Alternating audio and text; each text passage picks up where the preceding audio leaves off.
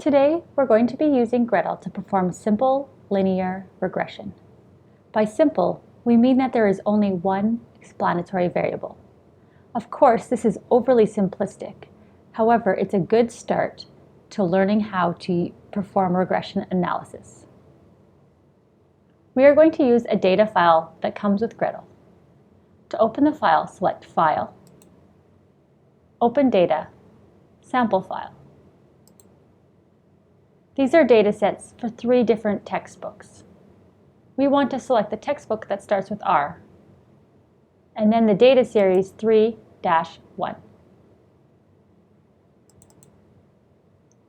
Here we have price in thousands of dollars of a house, and we have the square footage. We would expect that as the square footage of a house increases, the sale price of the house also increases. I find it's easiest to interpret things when you're actually talking about dollars, so let's create a new variable.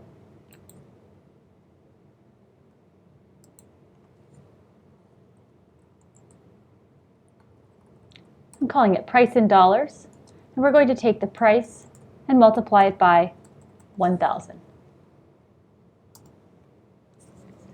So now we have the price in dollars and the square footage in square feet. Now let's perform the regression analysis. Select Model, Ordinary Least Squares. Now we want to select our dependent variable. This is our y variable. This is going to be price in dollars. We would like to select our x variable, which is square feet. If you perform multiple linear regression instead of single linear regression, the main change is that we would have multiple regressors. So we might have square feet, the number of bathrooms, whether or not a house has a fireplace, whether or not a house is located downtown. There's many regressors we could think to include in this model. Now we click OK. Here is the output. First of all, gretl tells us the dependent variable, just in case we forgot. It's price in dollars. Then we have our constant, which we call B0. And we have our coefficient for the slope, B1.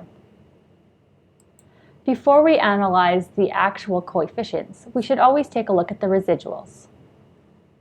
We want our residuals to be independent and normally distributed. There's 2 graphs that are helpful to learn about these 2 things. The first is a residual plot. We can plot the residuals against the price in dollars. We can also plot the residuals against square footage. What we're looking for is a noticeable pattern. Here it's difficult because we only have 14 observations, so a pattern is not immediately apparent. However, you can see that there are a few larger values. As we move to the right, it makes a crescendo pattern if you're a musician. So this would be a cause for some concern. The next thing you would like to do is look at the distribution. To do this, stay on the Model tab, select Tests, Normality of Residual.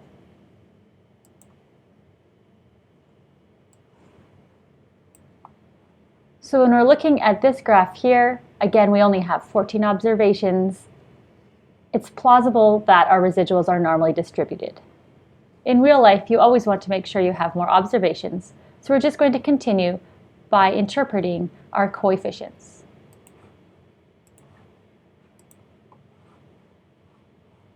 Go back to Model 1. Here's our output. The first thing we should look at is our p-values. This is the p-value that's associated with the hypothesis that the coefficient is equal to 0 against it being not equal to 0. It's a 2-sided alternative. You can see here that the coefficient for the slope is statistically significant. The significance of the constant is not statistically significant. You can see the p-value is large. This doesn't bother us. Ordinary least squares has very good properties when we include a constant, but many of those properties change when you exclude a constant. So it's always recommended to include a constant even if it's not statistically significant. Now let's look at square foot. You can see the coefficient is 138. This means that if you increase a house by 1 square foot, its price should increase by $138. This is based on our sample. Next, let's look at the constant. Sometimes the constant does not have any interpretation. Here, we could see that it's 52,350. Let's ask ourselves now, if we had a square footage of 0, the selling price would be $52,350. Is this meaningful? In our case, yes it is, because a square footage of 0 means that we are purchasing the lot or the land without any house on it. So here, our lot value is $52,350. There's 2 more things that I want to mention here. First of all, we can look at the R-Squared. The R-Squared here is 0.8205, which means that our explanatory variable, square foot, explains approximately 82% of the variation in Y, which is our house price. The next thing is sometimes we want to look at the confidence interval. Within gretl, to find the confidence interval, you click on Analysis, Confidence Interval for Coefficients. Here we have our 95% confidence interval. If you would like to change that to a different percent, you can click on our confidence interval button and select whatever percent you would like. Lastly, sometimes we're interested in saving the predicted values or the residuals. To do this, you would click Save, Fitted Values, or Save Residuals. Then it will enter as a new variable in your main gretl screen. So let's save the residuals. The default is U-hat1, 1 meaning it's the residual from model 1. Now you can click OK. And when you go to your main gretl screen, you can see we have a new variable, U-hat1, which is the residual from model 1. That wraps up simple linear regression in gretl. This is Janelle Mann, signing off.